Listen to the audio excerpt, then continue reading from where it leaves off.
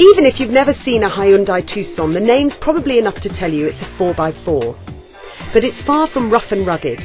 It has some off-road talents, but it's more of an on-road alternative to an estate like countless other fashion 4x4s. Love 'em or hate 'em, cars like this are here to stay for the foreseeable future. The Tucson's mechanical setup is much the same as that on many similar cars. There are 2-litre petrol and diesel engines, and there's a big V6 for buyers who enjoy regular visits to fuel stations. It's effectively a front-wheel drive car that becomes a 4x4 only when conditions turn slippery, though a switch allows you to override the swap manually. One of the 2-litre petrol models drives only the front wheels, which seems pretty pointless. Overall, the Tucson is merely average. The 2-litre diesel is the one to go for because of its superior drivability, but refinement is poor, not that the petrol cars are a lot better. You get a tidy drive with minimal body sway and a good ride, but the steering is lifeless. Off-road, it's best not to try anything too arduous, but 4-wheel drive versions will get you further than you might think. The Tucson seats 5 with ease and has a sizable boot for their belongings. Both parts of the split rear seat slide forward or fold down, in which case you get a flat floor that's big enough for a couple of mountain bikes.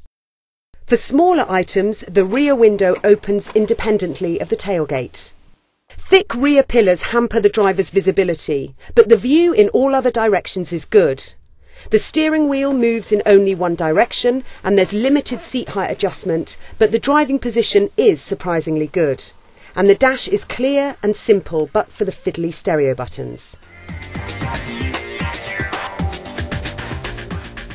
As with all Hyundais, you get the reassurance that comes from a 5-year warranty with no mileage restriction. Not that you're likely to need it.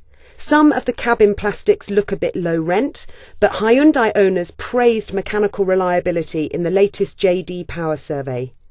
Low prices can be undercut by haggling, but resale values remain reasonable, and the cost of servicing appears to be the only high routine running expense.